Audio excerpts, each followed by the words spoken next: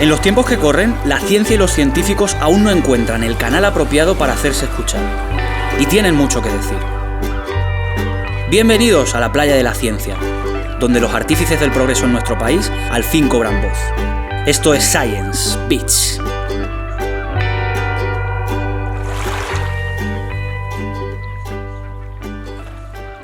El ruido es relativo al silencio que lo precede. Cuanto más absoluto es el silencio, más espantoso es el trueno. Es una frase que escribió Alan Moore para V de Vendetta, y es que ya era hora de que algunos temas por fin estén dejando de ser acallados.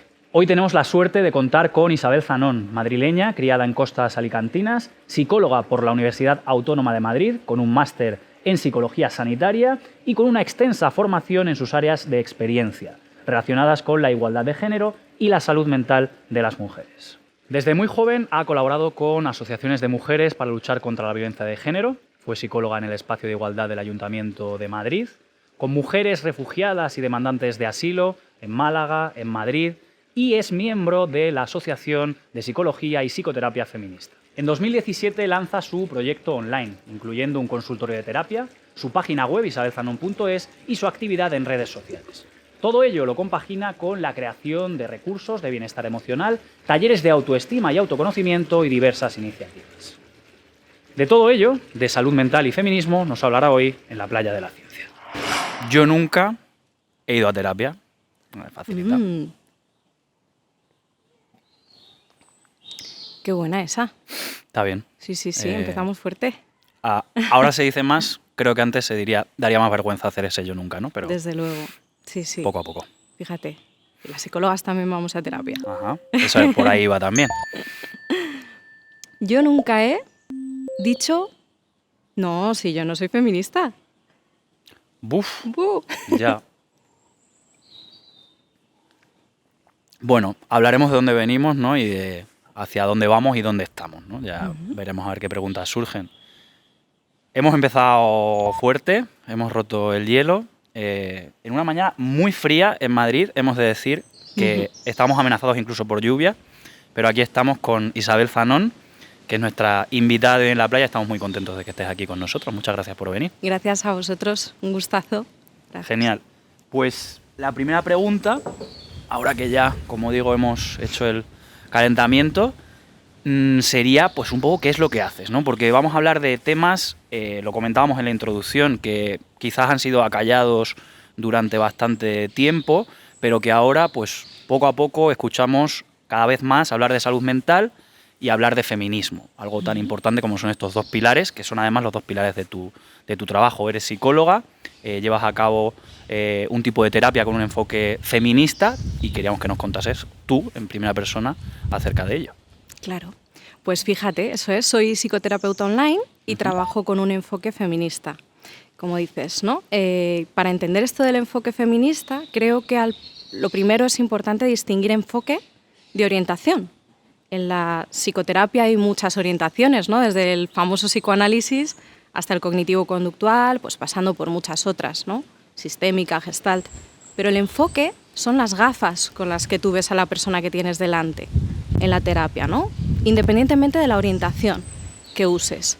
Son las gafas con las que ves a la persona que está viviendo en un contexto, que está viviendo en un tipo de sociedad determinado.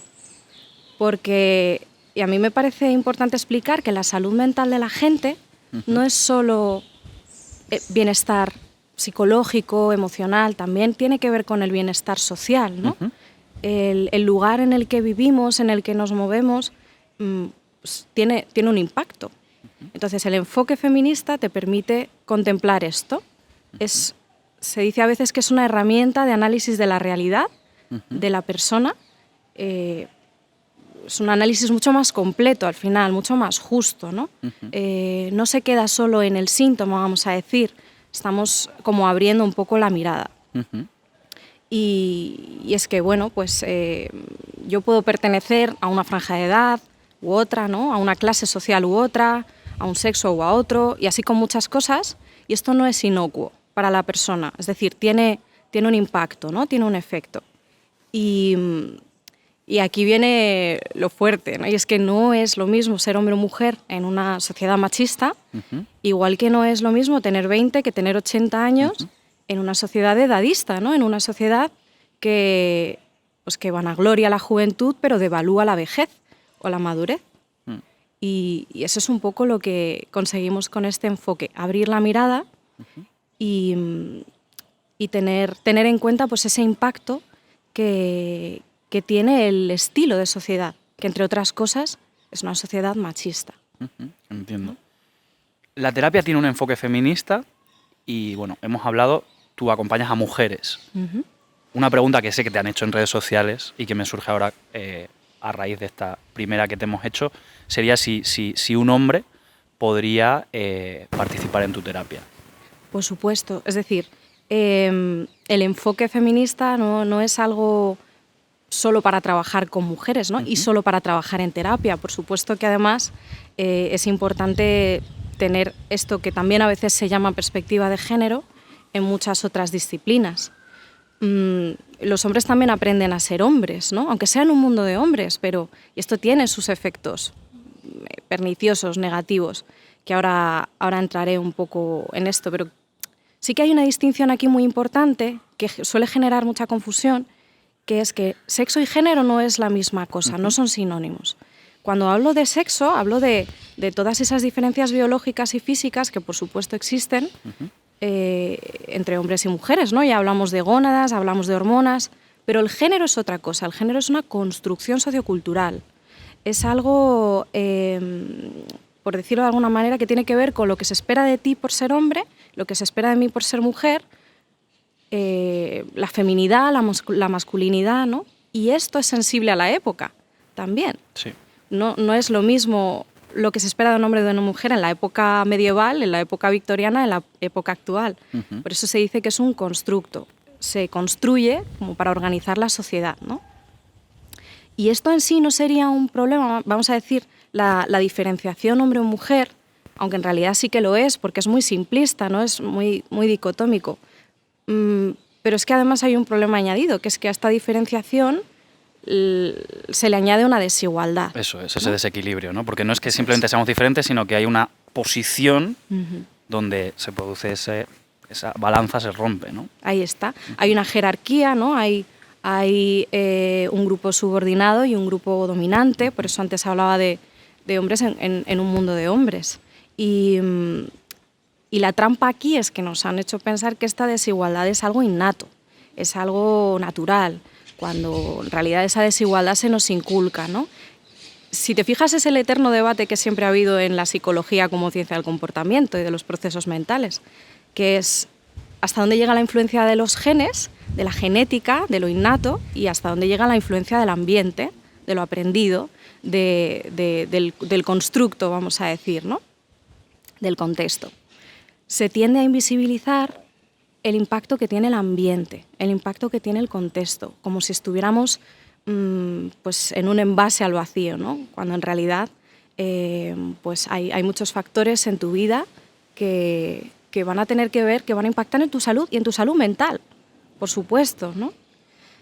Entonces, bueno, pues se nos socializa de forma distinta desde mucho antes de nacer.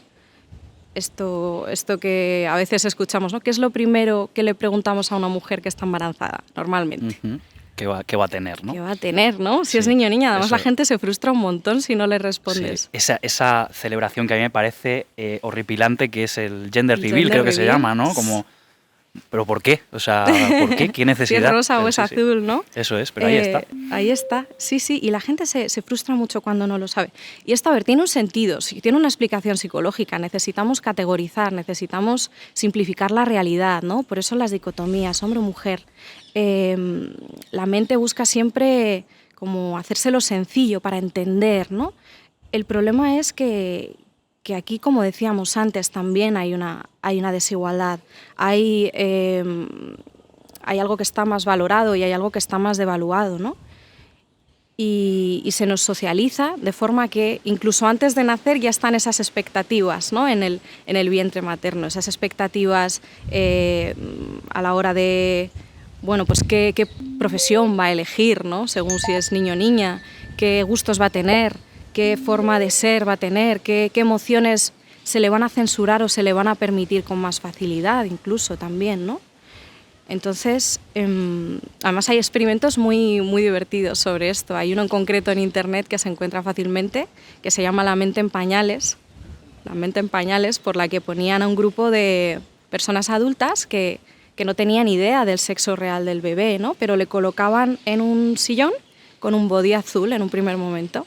Entonces se dedican a observar todas esas personas cómo interactúan con el bebé.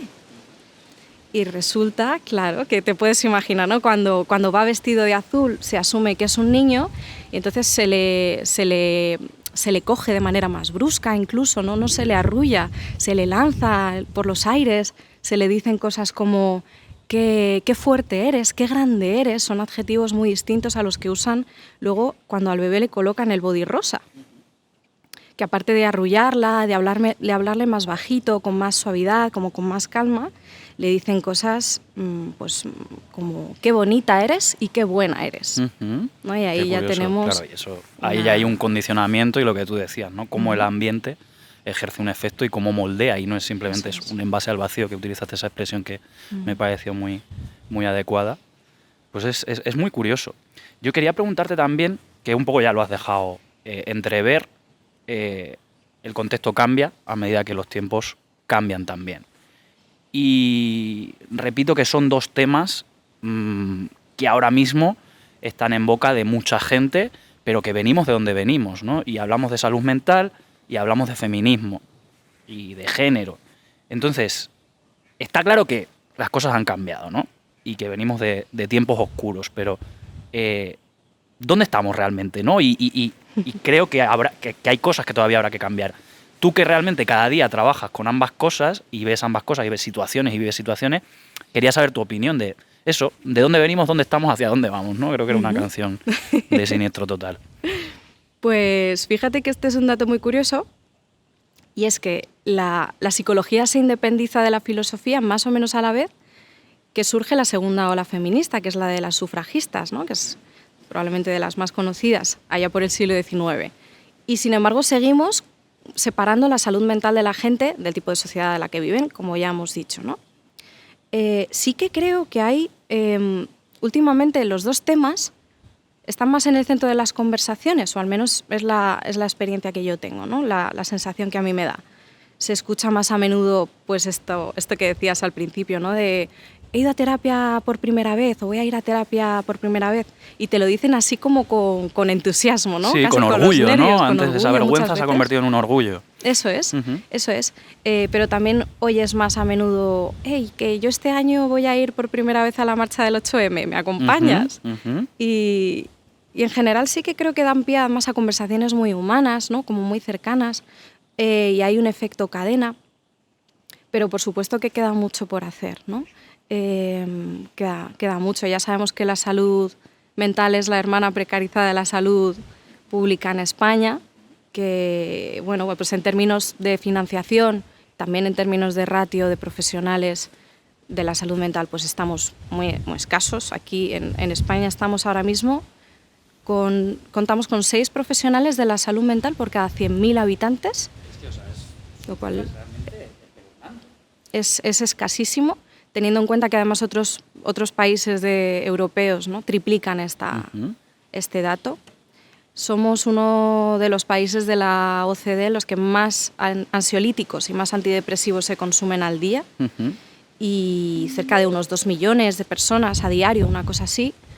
A estas alturas de la entrevista no nos sorprenderá si digo que las mujeres duplican esto, ¿no? Que dentro de ese consumir medicación, porque al final es una atención que al estar precarizada es muy medicalizante, ¿no? Es llevada, muy paliativa, ¿no? Tómate esto y ya está. Eso es lo que te podemos ofrecer, ¿no? Y es Eso triste. es. Aparte de por esto, también sabemos que cada vez que hay una crisis económica, como estamos viendo ahora con el tema de la pandemia de la COVID-19, generalmente es la lucha por la igualdad de lo primero que se ve tocado cuando hay una crisis económica, ¿no?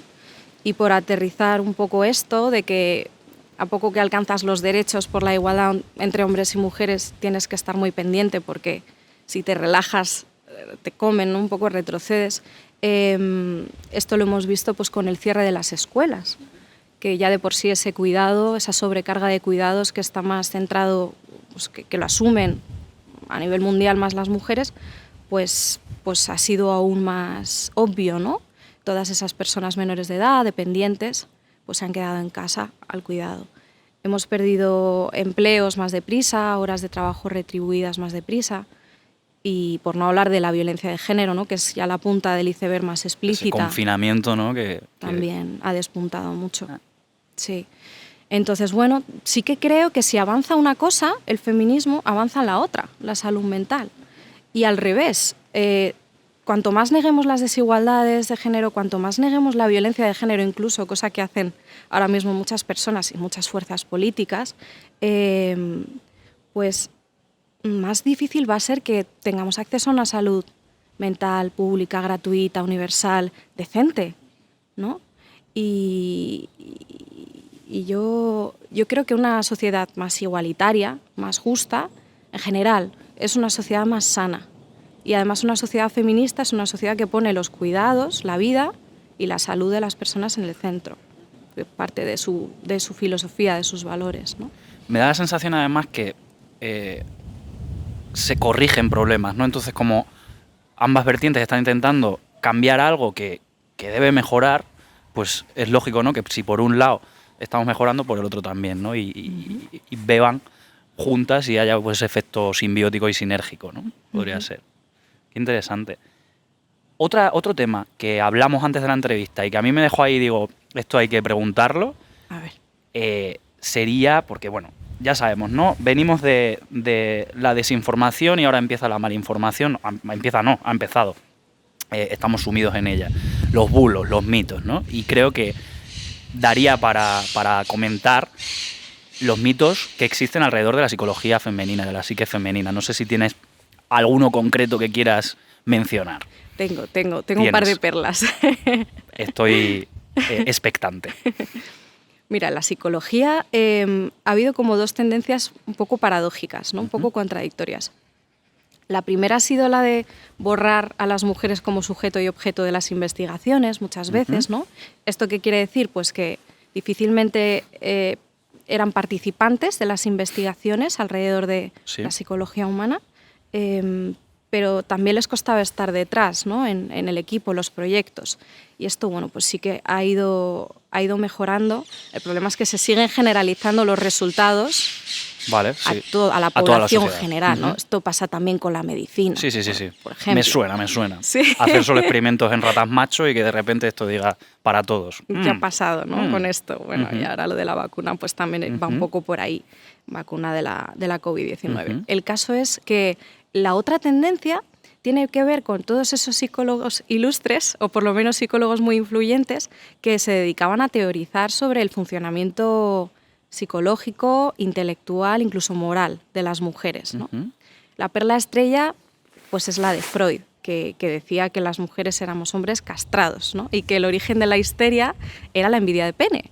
Esto seguramente lo hayamos escuchado. Suena el concepto, alguna vez, sí, suena, ¿verdad? Aparte que la histeria era como un diagnóstico paraguas en el que se metía ahí un cajón de desastre un poco loco, que cualquier cosa que trajera la mujer casi era diagnosticado de histeria, ¿no? Hay otra perla luego quizá menos conocida, que es la de Gall, que era el creador de la frenología, que era una escuela, sin ningún tipo de aval científico, por supuesto, que decía que el tamaño del cerebro de la gente determinaba su personalidad. Entonces él decía que, bueno, que como los cerebros femeninos eran más pequeños, pues eso quería decir que éramos menos inteligentes. Una cuestión de volumen, ¿no? No se le ocurrió pensar en la proporcionalidad de los cuerpos, ¿no? Sí.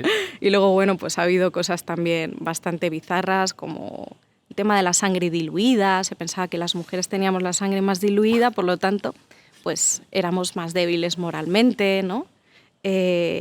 Bueno, la condición de enferma crónica por la tendencia... esas tendencias a menstruar y a quedarnos embarazadas, ¿no? Y a la menopausia. Es increíble. Así podría seguir, pero... Y eran pensamientos que se aceptaban, ¿no? Porque como además claro. venía de alguien supuestamente más o menos respetado, ¿no? Pero... La bata blanca. Totalmente. Y decías, curiosamente, siempre hombres, ¿no?, los que hacían estas afirmaciones, y ya está. Y probablemente pues nos lo creíamos y ya está. Ahí está. Bueno, pues otra vez, ¿no?, de dónde venimos y esperemos hacia dónde vamos y que sea un lugar mejor. Sí, con esperanza, sí. Totalmente. Hablábamos de terapia y hablamos de terapia online. Hemos mencionado, la pandemia lógicamente siempre sale en todas nuestras conversaciones porque es un hecho al que no podemos dejar de lado, ¿no? Pero yo creo que con el tema del confinamiento surge lo online y lo online también llega a la psicología. Seguro que ya estaba de antes, ¿no? Pero probablemente se multiplican las opciones para ofrecer a las personas que acompañáis pues esta modalidad de yo me quedo en tu casa, yo me quedo en mi casa, tú te quedas en la tuya, sí. Y tenemos la sesión a través de Zoom, de Skype o lo que sea. Yo quería preguntarte, porque tú haces terapia online, pero también creo que has hecho terapia presencial en algún momento, entonces, por pros y contras, porque estoy seguro de que los habrá, ¿no? Estoy seguro de que tú defiendes la terapia online, yo también la terapia que recibo es online, y tiene ventajas, pero un poco haz un análisis de eso, pros y contras de una y de otra. Pues mira, claro que tiene contras, ¿no?, que yo llamo retos. Tiene retos clínicos, la terapia online, tiene retos tecnológicos y tiene retos éticos, ¿no? Luego tiene muchas ventajas. ¿Qué quiero decir con reto clínico? Pues que es cierto que la terapia online no es para todas las personas, ¿no? Sobre todo estamos hablando, por ejemplo, de situaciones más de intervención en crisis, si hay ideación suicida, si hay temas así más en ese sentido, no va a ser la terapia recomendada. Pero también puede ocurrir que la persona haya desarrollado una agorafobia, por ejemplo, ¿no?, que es este miedo a los espacios abiertos. Ahí la intervención más eficaz tiene que ver con que se van pautando salidas progresivas a la calle, en general acompañados del terapeuta y de forma presencial. Entonces esto no se podría conseguir con una terapia online, ¿no? Luego, por supuesto, que se pierde información no verbal, aunque esto depende mucho de la calidad de la imagen que consigas obtener, ¿no?, cómo enfocas y demás. Sí. Que bueno, que tú estás sin mascarilla, es decir, que lo de online ahora mismo casi que mejor, ¿no? Pues porque fíjate, tú te quitas la mascarilla y al menos te vemos la cara. Sí. Perdón, que sí, te interrumpí. Claro, sí, ahí tienes mucha información que en un gabinete presencial no, en este momento, pues no tendrías disponible, ¿no? Y lo que es más importante, que es la alianza terapéutica, es decir, la relación que tú estableces con tu terapeuta de confianza, ¿no?, que es lo que se ha demostrado que realmente va a hacer de un tratamiento algo eficaz, eso se puede construir perfectamente la distancia detrás de una pantalla. Bueno, yo lo tengo comprobado, ¿no? Sí. ¿Hay retos tecnológicos? Pues sí, hay brechas digitales en el uso, en el acceso. Hay personas que no van a poder beneficiarse de la terapia online, por desgracia, ¿no? Además se sabe que esta brecha es sobre todo más potente en mujeres mayores de entorno rural. Hay retos éticos, ¿en qué sentido? Pues en el sentido de que tu terapeuta va a tener que poder tratar con confidencialidad y con cuidado tus datos personales, pero esto pasa también en la terapia presencial, al fin y al cabo, ¿no? Y luego tú vas a necesitar un espacio privado en el que poder hablar con libertad, pero normalmente se consigue, un espacio en el que haya cierta intimidad, ¿no? En el que aunque te pongas tus auriculares, pues puedas hablar con más calma. Si esto no se consigue, pues sí que es importante ir a algún centro presencial, ¿no? Dejarlo estar. Y luego ventajas, pues tú ya has hablado de que esta es la tendencia a nivel mundial, no solo en la terapia, sino en ámbitos como la educación, ¿no?, la formación. Suaviza bastante las barreras de la conciliación, en este caso en las mujeres, porque antes me has preguntado, sí que yo trabajo específicamente con mujeres, aunque el enfoque feminista no es exclusivo, ¿no? Es parte de mi especialización. Luego sí que suaviza también las barreras económicas, porque normalmente se abaratan los costes. Importante. Y las tarifas de la terapia online en general, si las comparas, van a ser más asequibles. Y suaviza esas barreras geográficas, ¿no? Yo tengo mujeres a las que acompaño que viven en México o en Venezuela ahora mismo. Eso es increíble, algo que sería impensable, desde luego. Qué bueno. Sí. Pues muy interesante, pues sí, a tope con la terapia online. Y hablando de online, lo hemos comentado en la introducción, tú también decides dar ese salto para acometer también una labor muy interesante de divulgación, ¿no? Tienes tu propia página web a tu nombre, te mueves en redes sociales, en Instagram, y muestras también a lo mejor tu cara más personal, te abres. Seguro que entre tus seguidores se encuentran las mujeres a las que acompañas, estoy seguro de ello, también otra mucha más gente, ¿no?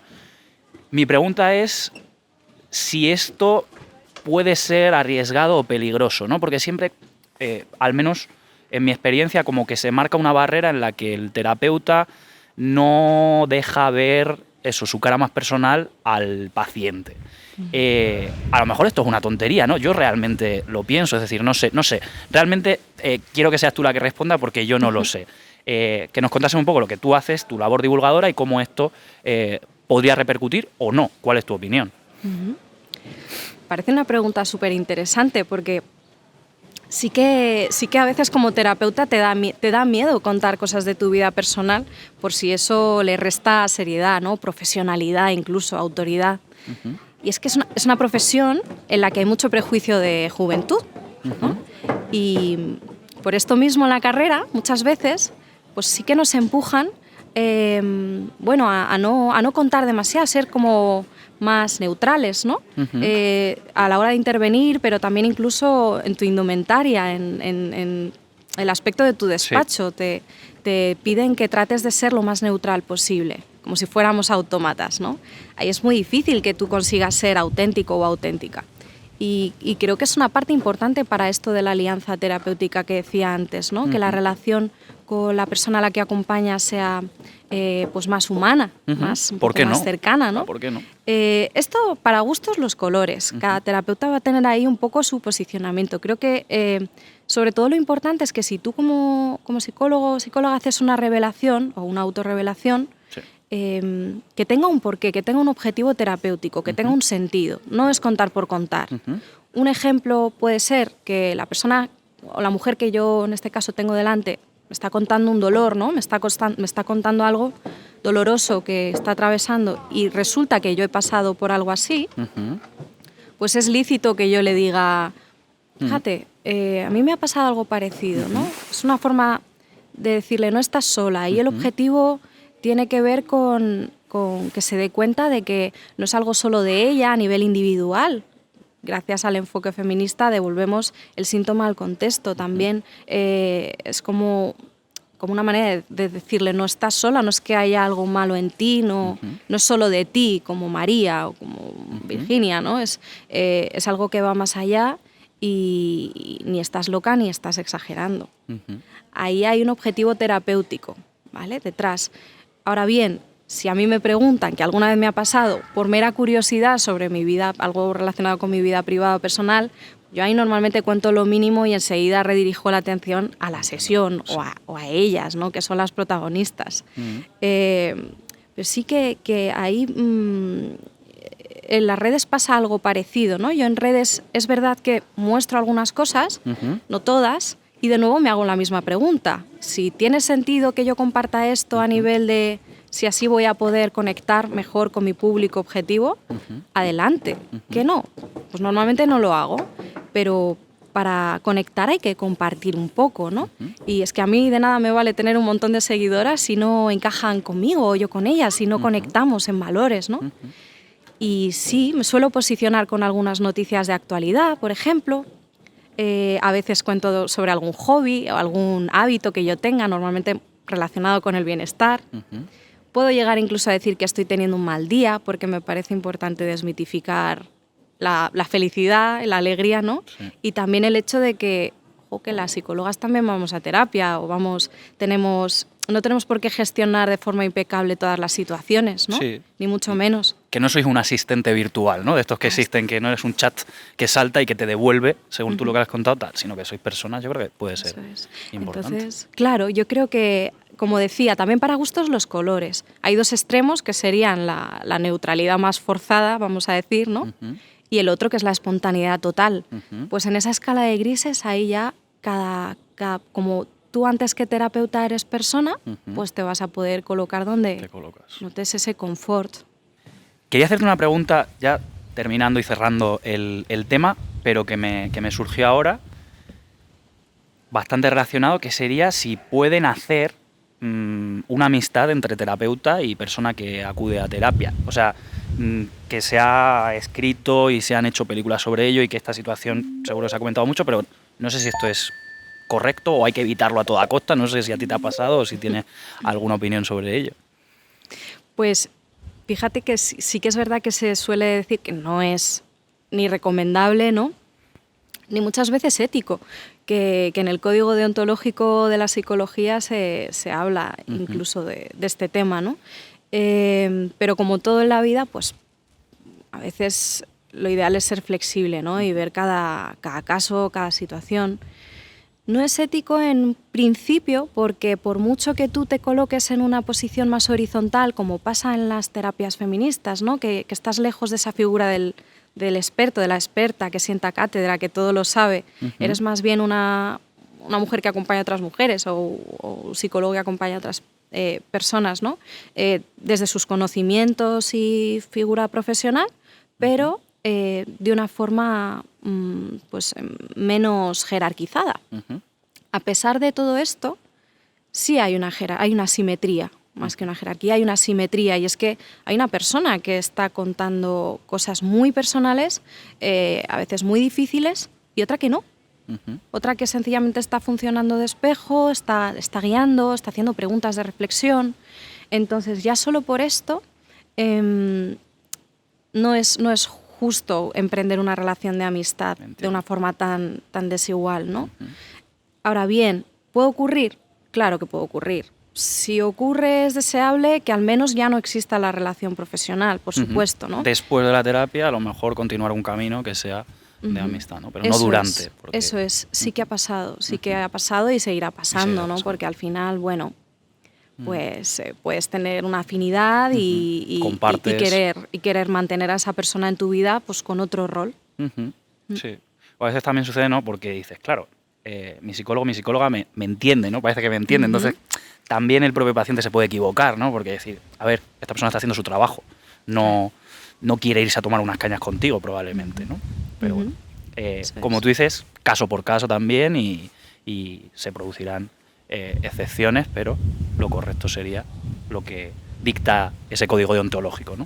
Y esa responsabilidad afectiva, yo creo también, Totalmente. ¿no? Que es cuestión de escucharte y bueno, pues ver si realmente crees que es lo que lo vas a poder sostener, ¿no? Y va a ser lo que quieres. Muy bien, pues muy interesante tu respuesta, como en toda la entrevista. Gracias. Y de entrevistas quería preguntarte, ¿no? Como estamos construyendo el futuro también, queríamos aprovecharnos de tu visita para que nos des ideas y no sé qué te gustaría encontrarte en el canal en el futuro. Si hay algún tema que crees que debemos tocar. De hecho, el tema de salud mental, aunque nosotros ya queríamos hacerlo, nos lo han pedido. O sea que gracias además por venir y por cubrir una demanda. Gracias a vosotros. No sé, ¿qué te apetecería? O si hay alguien que tengas en mente o algo, no sé. Pues fíjate que a mí últimamente me llama mucho la atención el tema de la web 3.0, ¿no? ¿Hacia dónde va el uso de Internet, de las redes sociales? Me encantaría saber algo más sobre esto. Pues me parece muy interesante, sí. Podemos buscar, bueno, si alguien nos está escuchando y quiere proponerse, autoproponerse, bienvenido sería en la playa. Y ahora sí llegamos a la pregunta histórica de este canal, que ya sabías que iba a entrar, así que esta no es ninguna sorpresa, pero siempre nos dicen que es la más complicada. No sé si a ti también te lo parece o tú lo tienes más claro. Pero te vamos a preguntar por tus sueños, ¿no? ¿Qué te gustaría encontrarte en lo personal, en lo profesional o como tú lo quieras enfocar en el futuro? Pues sí que es una respuesta que tengo muy clara, ¿no? Que es clara y concisa además. Mis sueños de futuro, pues que entrevistas como la que hemos tenido hoy dejen de chocar, ¿no? Esto que yo te decía, Diego, te estás metiendo en un berenjenal, pues que yo no, que a mí no se me ocurra decirte esto, ¿no? Que deje de parecer valiente, que deje de provocar tanto rechazo o al revés, que deje de provocar tantos aplausos y hasta que deje de polarizarse, ¿no? Que se convierta en algo de sentido común, hablar de todo esto. Normalizar, ¿no? Que sería ese verbo. Eso es. Pues lo dicho, muchísimas gracias. Hemos aprendido mucho. Creo que has comunicado algo que es muy importante, que estoy seguro de que los suscriptores lo sabrán apreciar, así que una vez más nuestro agradecimiento porque hayas venido hoy a la playa. Gracias, Diego y equipo, por el espacio. Gracias a vosotros. ¿De dónde venimos y hacia dónde vamos? ¿Qué camino queda por recorrer? Isabel lo tiene claro. Poder hablar de salud mental y feminismo no ha de ser una excepción. Hay que normalizar. El enfoque feminista es necesario en una sociedad que sigue siendo machista, entre otros defectos, pues muchos continúan empeñándose en marcar diferencias si eres hombre o si eres mujer, pero también a través de tu edad o de tu clase social. No podemos negar la desigualdad, no podemos negar la violencia. Si el feminismo no avanza, tampoco lo hará nuestra salud mental. Y para avance, el de la modalidad online en terapia no es válida para todos los casos, pero ha venido para quedarse y para viajar y conectar a las dos partes, incluso separadas a un lado y otro del océano. A pesar de ello, la relación en terapia puede ser cercana y humana. El terapeuta puede compartir, puede revelar, pero siempre desde la coherencia y el respeto por determinados códigos. Hoy hemos tenido la suerte de contar con Isabel Zanón, que desde hace muchos años lucha por mejorar la vida de las mujeres. Gracias por tu imprescindible labor y por compartirla con nosotros en la playa.